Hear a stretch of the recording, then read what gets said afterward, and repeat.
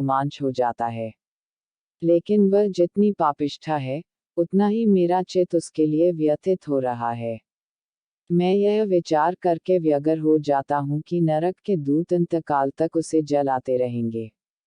वह यही प्रार्थना कर रहा था कि उसने अपने पैरों के पास एक गीदड़ को पड़े हुए देखा।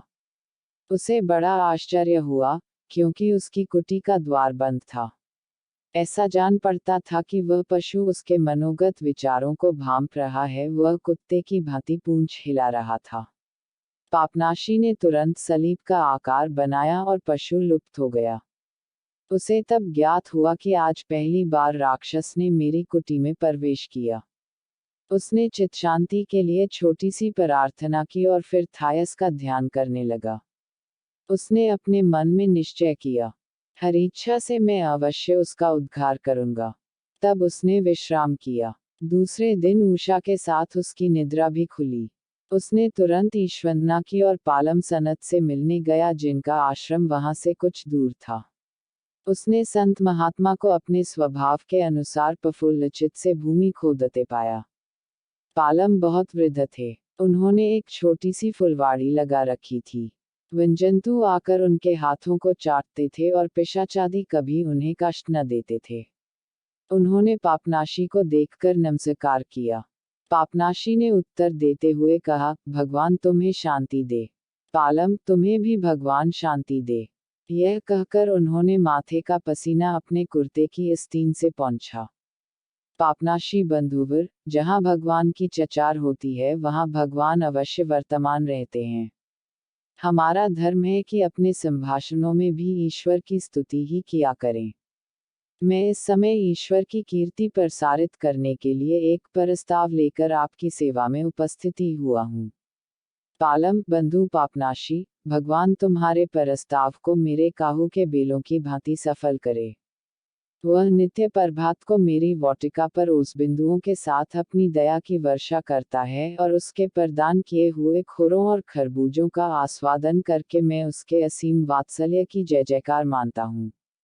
उससे यही याचना करनी चाहिए कि हमें अपनी शांति की छाया में रखे, क्योंकि मन को उद्विग्न करने वाले भीषण दुरावेगों से अधिक भयंकर और कोई वस्तु नहीं है। जब यह मनोवेग जागृत हो जाते हैं तो हमारी दशा मतवालों की सी हो जाती है। हमारे पैर लड़खड़ाने लगते हैं और ऐसा जान पड़ता है कि अब औंधे मुंह गिरे।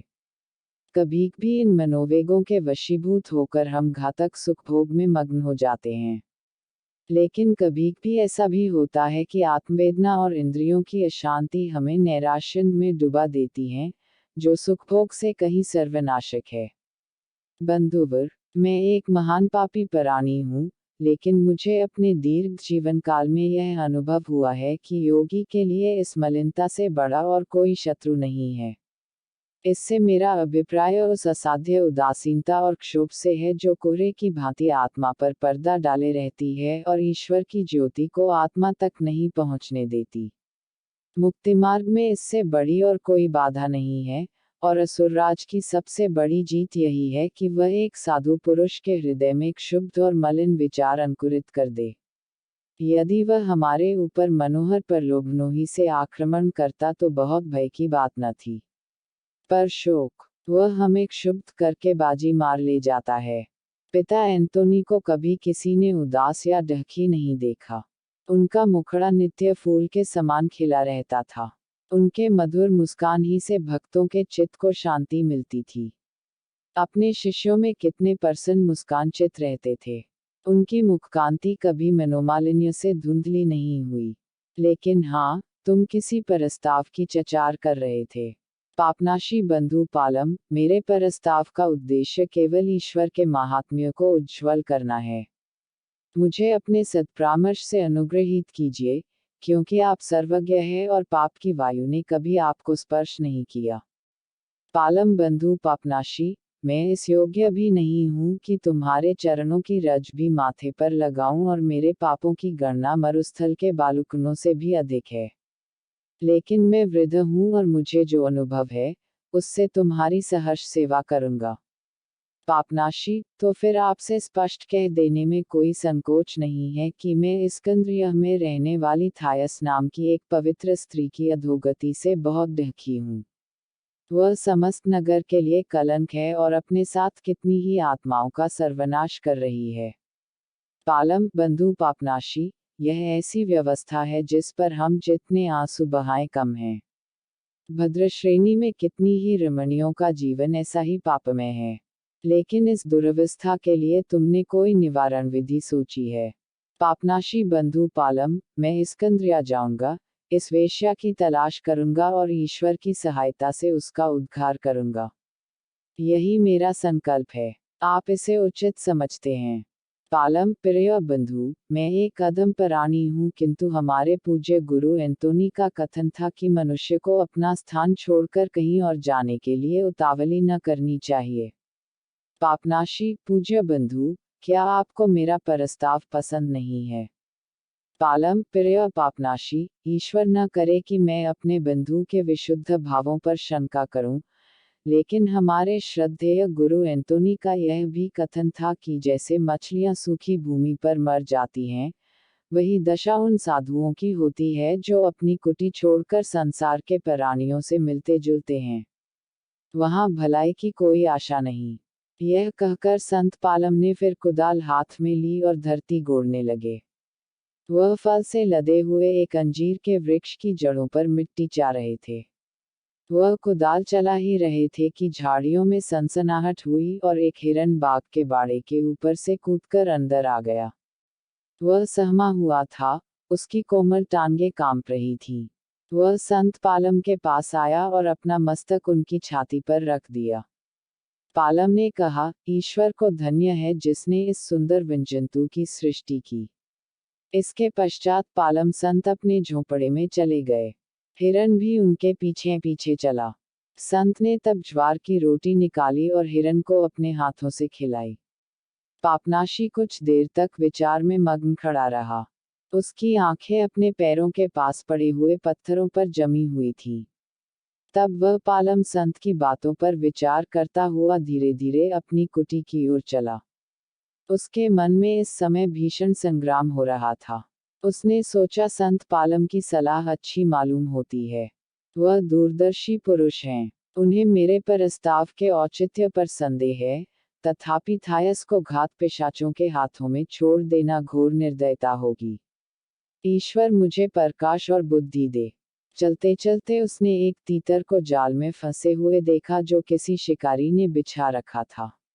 यह तीतरी मालूम होती थी, क्योंकि उसने एक क्षण में नर को जाल के पास उड़कर और जाल के फंदे को चोंच से काटते देखा, यहाँ तक कि जाल में तीतरी के निकलने भर का छिद्र हो गया। योगी ने घटना को विचारपूर्ण नेत्रों से देखा और अपनी ज्ञान शक्ति से सहज में इसका आध्यात्मिक आशय समझ लिया। तीतरी के रूप में थॉमस थी, जो पापजाल में फंसी हुई थी, और जैसे तीतर ने रस्सी का जाल काटकर उसे मुक्त कर दिया था, वह भी अपने योगबल और सदुपदेश से उन अदृश्य बंधनों को काट सकता था जिनमें थॉमस फंसी हुई थी। उसे निश्चय हो गया कि ईश्वर ने इस रीति से मुझे परामर्श दिया है। उसने ईश्वर को धन्यवाद दिया। उसका पूर्व संकल्प दृढ़ हो गया, लेकिन फिर जो देखा, नर की टांग उसी जाल में फंसी हुई थी जिसे काटकर उसने मादा को निवृत्त किया था, तो वह फिर भ्रम में पड़ गया।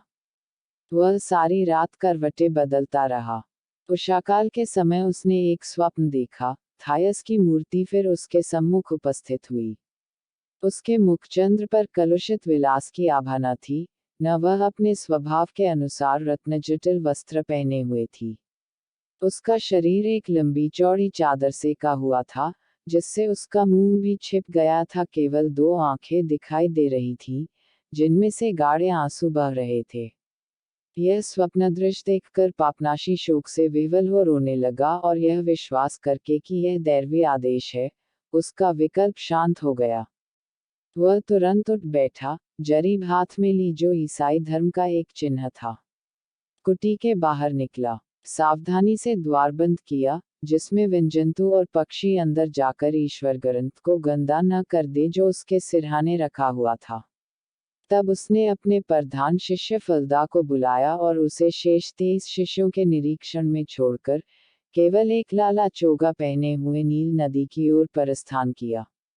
उसका विचार था कि लाइबिया होता हुआ मकदूनिया नरेश सिकंदर के बसाए हुए नगर में पहुंच जाऊं। वह भूख, प्यास और थकन की कुछ परवाह न करते हुए प्रातःकाल से सूर्यास्त तक चलता रहा।